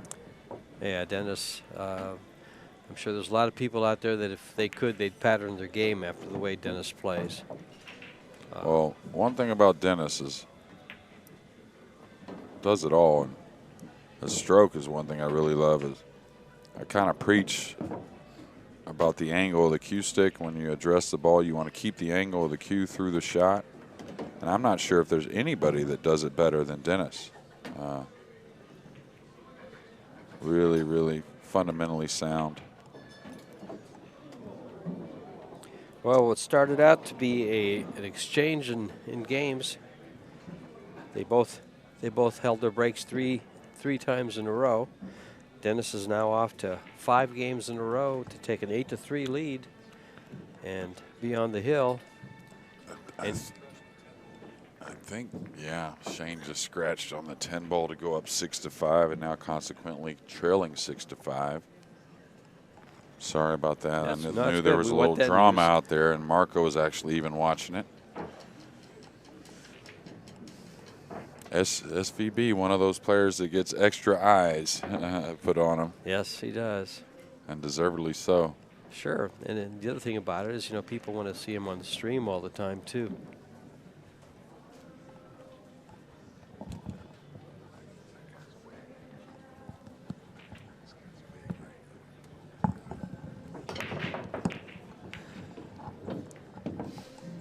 Okay, he broke the balls really well. Is the 9 going to get in the way? It's close. I think he's got a shot on the 1. Maybe not. Yeah, if not, he can bank it or come back down with cue ball.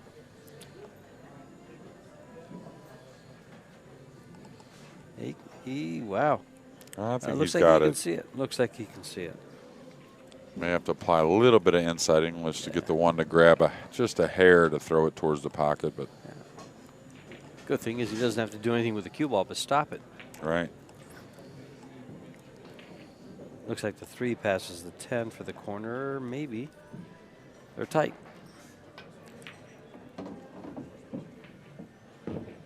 And the same thing here. If the 3 ball goes by the 10, he might play that billiard off the 3 for the 10 ball. If it doesn't go.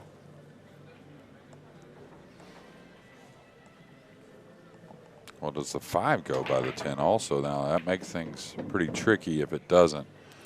Because getting from the 4 to the short side of the 5 is not easy. Tough, yeah. It looks like it may have a portion of the pocket. I'd be tempted to go for this anyway. It looks pretty natural. Yeah. Talking about the carom yeah, shot, the carom right? shot right there. Kiss shot here. No, he's looking to play the 3 all the way. Play position just past the 7.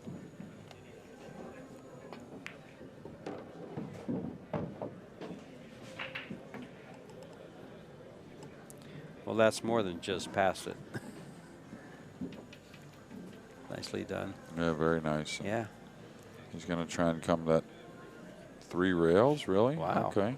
Nothing wrong with that. I mean, you stay clear of a lot of trouble, and if the side's not really a worry, it's the type of table that plays real nice for this shot because you can really get it to spread off that first rail with a good stroke. And the 7's real handy too, so meaning if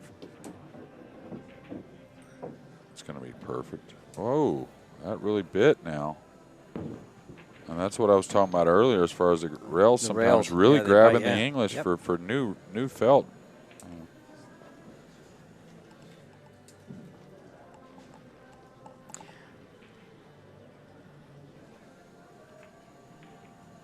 Okay, right in between. Okay, he can cue it on the low part. That's a nice nice option. Well, he's not going to go down without a fight. Nice little run out there.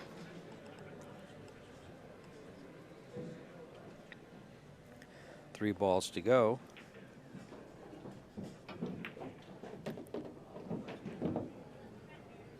And it's going to hang around now at 8-4. Dennis will have 3 breaks. Yes, Two he breaks will. At least, yeah, 3 breaks. Yeah, 3 of his own.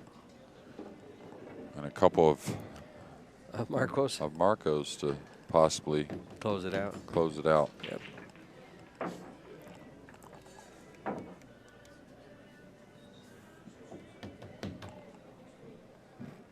And Shane did go on to lose that game and trails 6-5 now.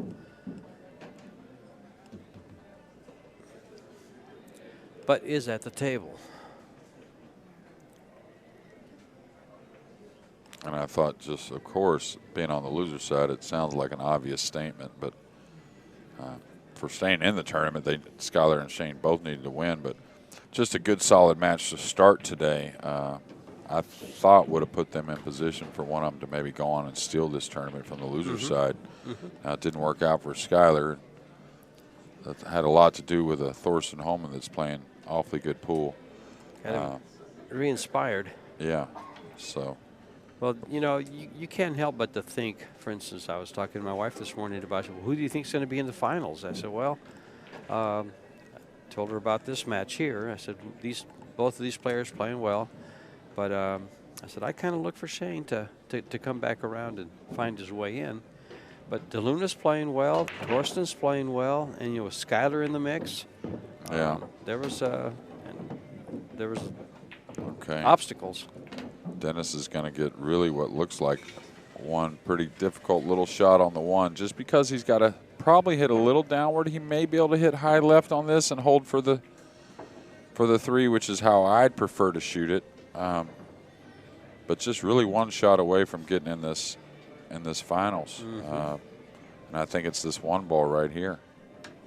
And I think he can do it. He may have to float it with high left, which is a little more discomfort involved in that type of swing, but it makes the pocket pretty big, I'll tell you that. Looks like he's probably going, yeah, I like that. I like that myself. I mean, you see how he still ended up thin? Sure. If he tried to go back and forth, the cue ball was definitely going to fall forward on this new felt and maybe not come away with a shot. Here's pretty much the same shot. He's going to come back for the 5 in the side, watch. With the 6 so handy. Oh, he caught it thick. Oh, my. I didn't expect that. Did not expect that.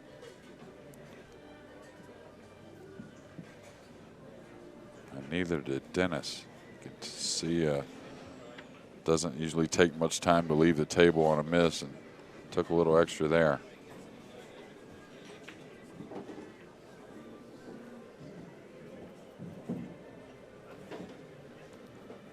Well, now SVB tying it back up quickly now, 6-6 apiece.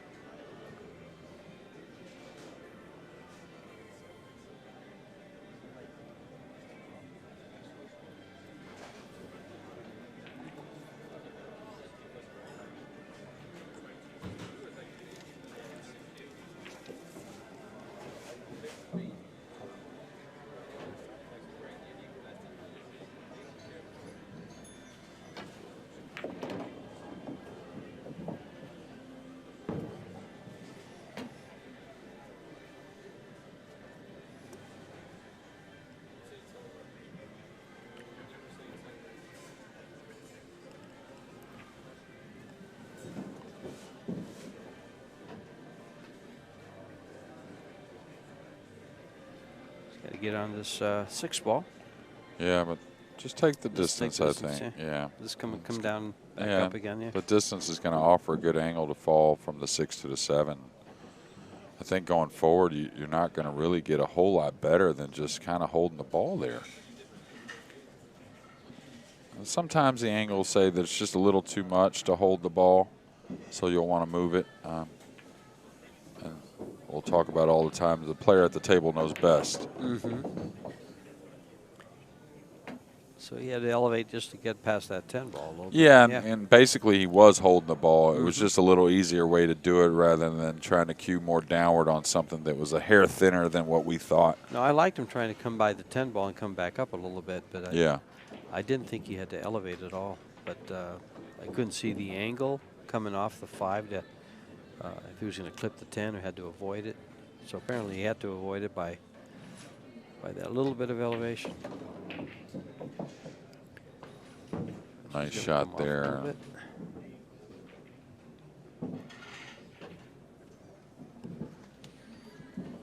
He feels like it overran on him, which it did. Well, it was spinning. It was still spinning. Well, and also he chose to shoot downward on the ball and pull it 2 rails.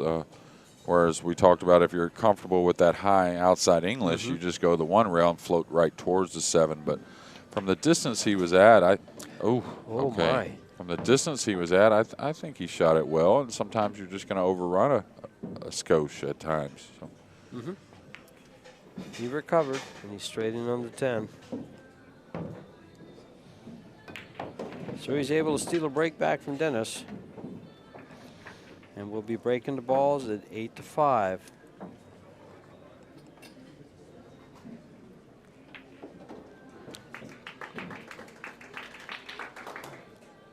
Looks like DeLuna just won another game to get the 7.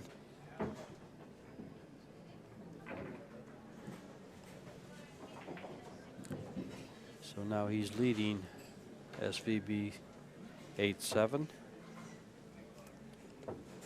7-6, I believe. 8-6. 7-6. 7-6, yeah. Why am I going 8? Las Vegas is taking its toll. It's only day 3, George. You gotta get that cleaned up a little bit. Yep.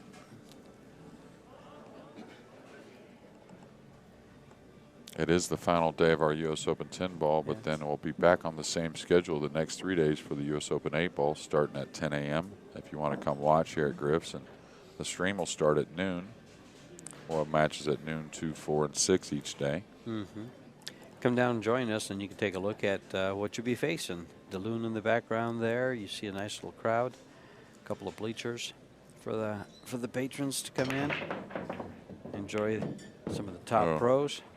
Couple kisses on the cue ball, 3rd kiss on the cue ball, and what is a thin shot on the 1. The 2 doesn't go anywhere. The 3 came down and covered that up. But I'll tell you, he can go at this, and there's a pretty big area to shoot this shot and go with top inside and come 2 rails and fall below the 2. I kind of feel like if he wanted to shoot it, he'd be successful. Now he's going to cross the 1 and just float beyond these balls for a safety. Nothing wrong with that. I mean, the shot I was talking about, it was difficult. But I'm always, like I said, I always want to see these guys try to shoot the shot. Yeah, it laid nice, and there was a big area below. And be honest with you, I think we may have seen Dennis shoot at it if it was just the other player at the table. Oh, he can see this one?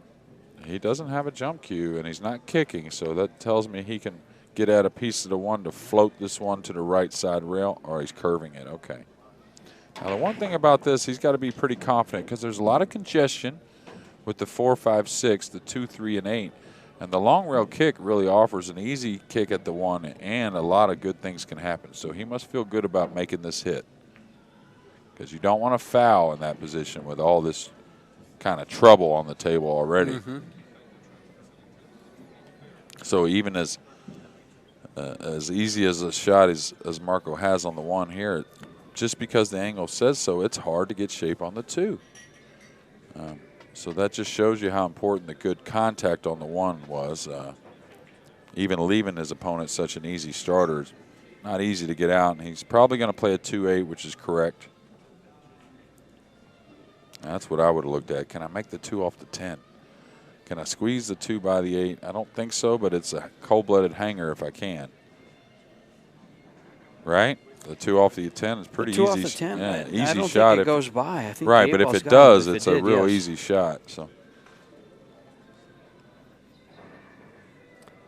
you think he might, consider that 10 ball is way too far out to even think about the 10 ball. But he kind of maybe even looked at that. yeah, I don't think that's going to be much of a play. I don't either. I just. He could straight back this too, I'll tell you that. He could do that. Now, you don't want to play safe on top of the 8, I don't think, unless, all right, he's straight backing it. I don't blame him. It's one of those banks that, you get position on it and you feel good about it. And I'd like to bet on him to make it, to be honest with you. Now, he didn't, and he may get away with it. He he's left some type of rail first or. Rail first 210 combo. I might jump this. If Dennis can reach this, jumping this and catching a piece of the 2 is just like really easy, right? Isn't it? I mean, that's the shot I like myself. He's got his jump cue. Yeah, and I'm not much of a jumper at the ball, but I definitely like that. Now, he needs to aim a hair thinner than normal. Normally, when you're jumping at a ball and you're coming across the top of it like that, you're going to draw off of it a little easier than like a normal shot. Mm-hmm. So, but the thing is, he's only got to go over a little portion of the 2. Yeah, he just barely has to get it up off the table, maybe half inch. Yeah, most likely, anyways. Inch, half inch. It almost looks like he could just cut it, but apparently not, because he would be. No, the good thing about this, if he can jump it mildly, that really helps this shot. Meaning, if he doesn't have to put much force into it. But a shot to get you into position, especially for Dennis, in my opinion. Now, Marco, of course, can't take nothing away from him, but get Dennis in not only a favorite position to win this tournament, but also take a big lead on the all-around here. Yeah, he's got this shot for the match.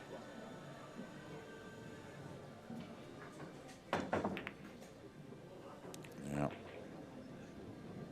And that's what I was talking about. You have to hit it more thin. Mm-hmm. You notice how it overcut the 10? Right. It's just because it draws off the ball so easily when it's bouncing like that.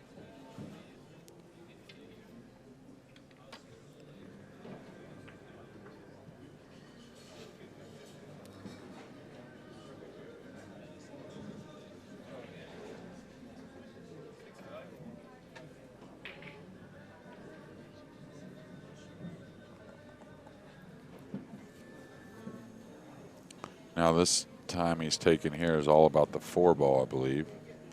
It doesn't go by the 7, so he's got to get good on his 3. Yeah, maybe real heavy on it.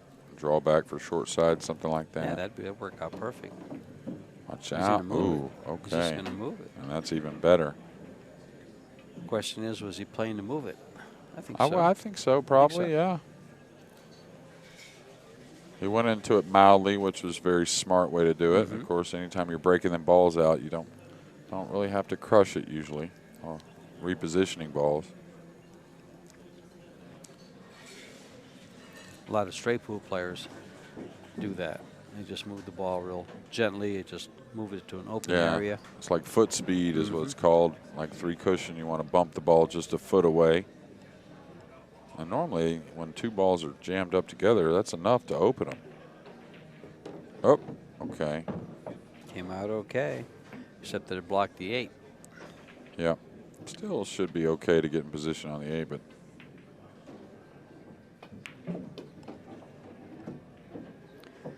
Well, Marco's not going away, he says. And he's looks to win 3 games of his own after losing 5 in a row. Don't want to get too heavy here, though, and kind of let that one go a little bit. It much rather would have had the angle, which was, 3 or 4 or 5 inches to down, up the table, give him an easy angle to come across. Now he's got to kind of punch the ball, and it shouldn't be a problem, but sometimes when you got to punch it to move into position, and when you overhit, and maybe you get on the rail and you're a little bit behind the 8.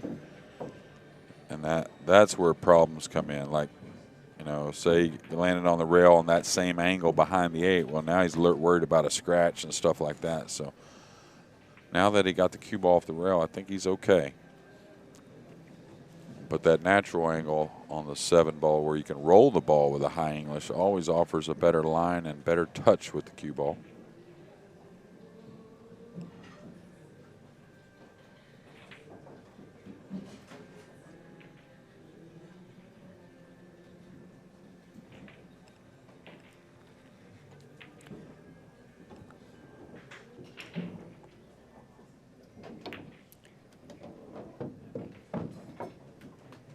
Well, Dennis is going to have to do it here. Marco's not going to give it to him. It's not going to be handed.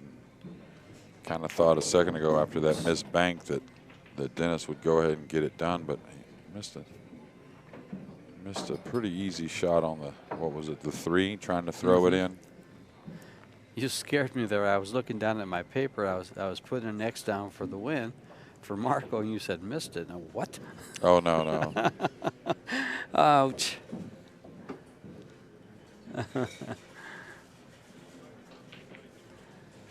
Well,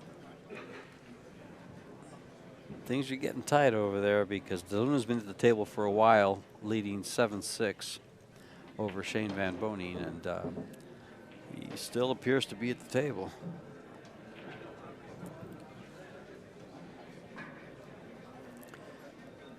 Won't surprise me to watch this score turn and see another game on his side. Dennis getting these balls racked up. Well, yep. That's 8-6 now. 8-6. Shane's breaking. But it's 8-6. Well, he's racking, excuse me, which means he'll be breaking. And over here we have Dennis Orcollo breaking the balls, leading 8-6 on the hill for this race to 9. He missed it a little bit with the cue ball there. May have been real fortunate because it looked like it was going towards the. He's going to cut the 1 on the 8 though, so I think he'll go offensive here. I know it looks extreme, but I think he will. But it looked like the cue ball was heading towards that side pocket if it didn't get that kiss. So a little fortunate on a miss hit on the break. I like him shooting at this 1-8. I mean, oh sure.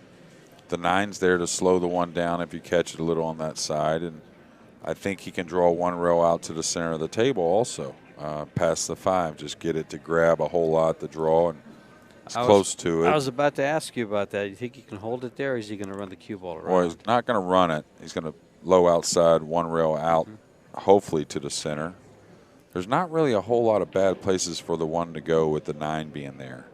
Meaning if he catches on the top side, and he's going to have a little speed on this because he wants to draw the ball, the 1 should catch the 9 and not get behind the 10 or the 7 or any of that. I'd rather him shoot this with a little more speed rather than float it so much. I mean, he's not going to hit it really hard, but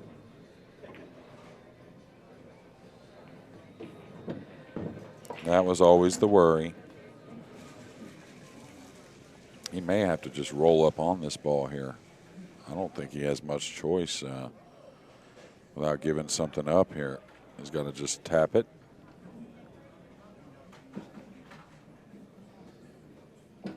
Try to get it froze. Yeah, that's the ideal situation, but we're going to have a little bit of time taken here, I think, by Marco. He's got to be very careful here not to leave a 1-9 combination. And if he just leaves him right there, that's no good. You're going to be snookered. Is he back into 3 or in that area? He had to take a chance at moving the cue ball down the table and bumping the 1 up to where the combination doesn't go, but the safety isn't so easy either. Really alarming that Marco didn't take more time there.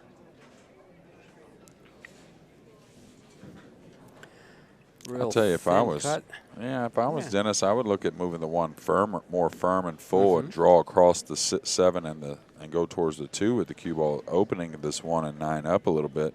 And I think it's a little more guaranteed way to get a snooker. If you're going behind the 3, the speed's got to be perfect to get the snooker. Now, don't get me wrong, he's still in a great position. And that bank's not really available, is it? No, you got that corner pocket to play. You got to cross this thick and let the cue ball run one rail all the way up and all the way down back behind the 10-6, and you got to hope the 1 goes 2 rails and kind of in space around the 5, something like that. You got to take a chance here. I think if he takes a chance trying to roll it softly, a lot of things can go wrong. Oh, he's going to play the bank. Now, the bank's a little thin for my taste. That's why I thought the corner pocket is really threatening. Well, that's also why I would play it thicker, try to bank the 1 wide and get to the top rail with the cue ball and either run the cue ball towards the 2 or back behind the 6, or excuse me, the 7 and the 10. I know it's a nervy shot because you're leaving the 1 out open, kind of. But I think you just got to take your medicine and make Dennis come with a long shot here. Taking a lot of time here, and that's kind of why I wonder why he didn't take more time on the last little safety he played, just bumping the 1 and knowing he's going to get put in a bad position, if not snookered. He's got to rifle this. Yeah, and the whole super ball. thin as well. And he's going to play this combination. It's not much cut at all. So as far as the ball thrown away from the pocket, shouldn't be a problem. Now, the one thing I would be very aware of is you don't want to get thin on this, super thin on this 1 ball. That's the one I would be a little concerned about. Don't get super thin on the 1. Okay, got it out quite a ways. Okay. I wasn't so sure the 1 was going to come out that far, were you? No, I didn't think it would come out very much at all. I was thinking about his cue ball coming back off that point. All right, well, now a very routine 5 balls. For the match. Yeah. And to move on into the finals and let Marco battle it out with the winner of Torsten Homan and whoever wins the DeLuna Shane match. Well, Shane is at the table, even though trailing 8-6, and we'll try and keep you as updated as we can. Dennis Orcollo, RoboCop, will not make a mistake from here. And he gets it 9-6 over a very game Marco Teutscher from New Zealand. We'll be back very soon, shortly.